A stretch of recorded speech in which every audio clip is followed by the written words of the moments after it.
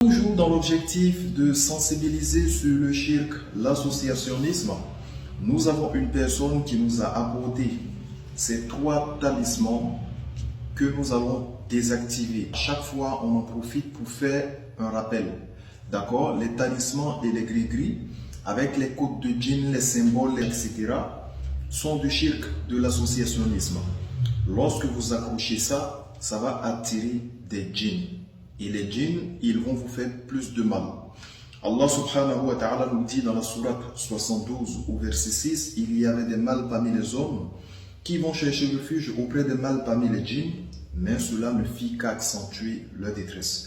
Donc l'objectif de cette vidéo, c'est de sensibiliser sur le shirk. Il ne faut pas avoir ce genre de choses. En tout cas, le musulman, il ne faut pas qu'il porte les talismans, les gris-gris, les objets de protection, de chance.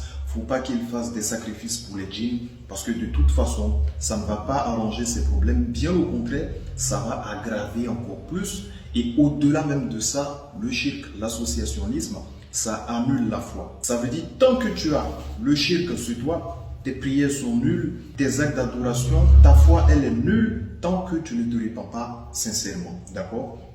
Donc, il faut se débarrasser de ça et qu'Allah Ta'ala nous préserve. Dans cette vidéo, on va vous montrer le contenu de ces 3 talismans et on va vous expliquer très brièvement comment s'en débarrasser. Qu'Allah nous facilite. Comme je l'ai précisé dans une vidéo précédente, souvent les talismans sont recouverts par une sorte de cuir, comme vous pouvez le constater ici. Donc le mieux, si vous voulez le désactiver, il faut l'enlever de sa protection.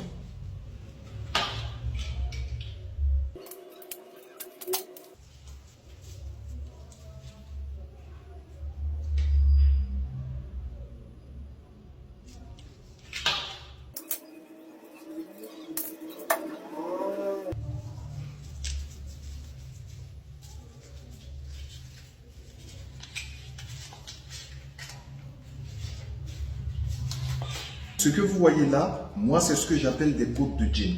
D'accord? Souvent, les charlatans vont utiliser des souillus, vous voyez, des impuretés pour faire ces dessins-là.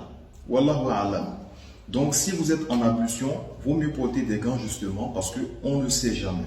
Là, il n'y a pas d'écriture particulière, mais c'est ce que j'appelle les potes de djinn. Et quand tu accroches ça sur toi, tu es en train de dire qu'il y a d'autres protecteurs que Allah. Et c'est ça qui va te protéger en dehors d'Allah. Et c'est pour cela, c'est du shirk, c'est de l'associationnisme. Donc ça, c'était le premier talisman. On va défaire maintenant le deuxième.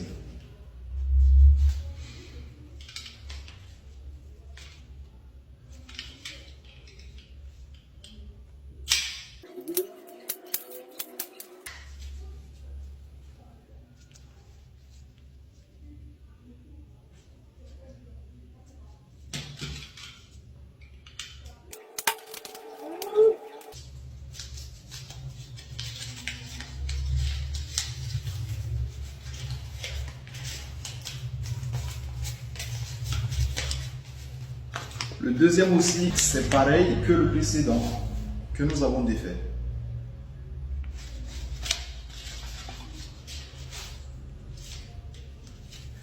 Et voici le troisième.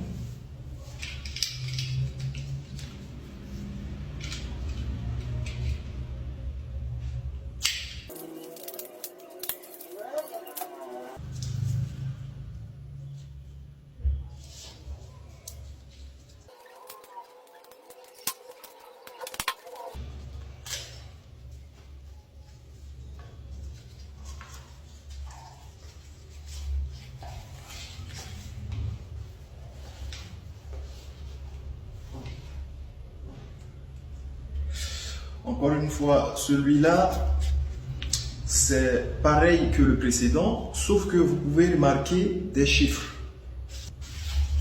Sur les précédents, il n'y avait pas de chiffres. Ici aussi, pareil. Mais sur le dernier, il y a des chiffres. Et c'est ça qu'on appelle les codes de djinn. D'accord? Donc, quand tu accroches ça sur toi, tu es en train de dire il y a d'autres protecteurs que Allah. Et c'est ça qui va te protéger, soi-disant, en dehors d'Allah.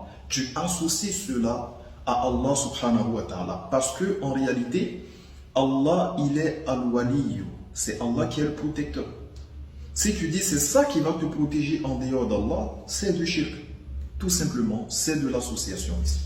Donc le musulman dit non à ces choses-là. D'accord? Quand tu es musulman, tu ne dois pas avoir de talisman de gris-gris, tu ne dois pas avoir de bague de protection de chance, tu ne dois pas faire des sacrifices pour les djinns, tu ne dois pas consulter les voyants. Ce talisman-là, par exemple, il dégage une odeur. Là, il dégage une odeur très forte, une odeur nauséabonde. Et je l'ai dit, c'est pour cela qu'on met des gants. Parce qu'ils vont utiliser des souillures pour attirer les djinns. D'accord? Donc, il ne faut pas avoir ça. C'est pour cela que j'ai mis des gants par précaution, parce que moi, je suis en ablution. Donc, si vous voulez désactiver ce genre de choses, comme je l'ai expliqué dans la vidéo précédente, ce n'est pas compliqué. Déjà, par précaution, il faut réciter des bénédictions de protection. A'ouz billahi minash shaitanir rajim, bismillahir rahmanir rahim. Tu peux réciter Ayat al-Kursi, Surat Nas, Falak, Ikhlas. Récite ce que tu connais du Coran pour chercher refuge auprès d'Allah. D'accord? En deuxième position, tu dois coraniser de l'eau. Prends un récipient d'1 litre, 25 litres au maximum. Tu récites le Coran là-dedans.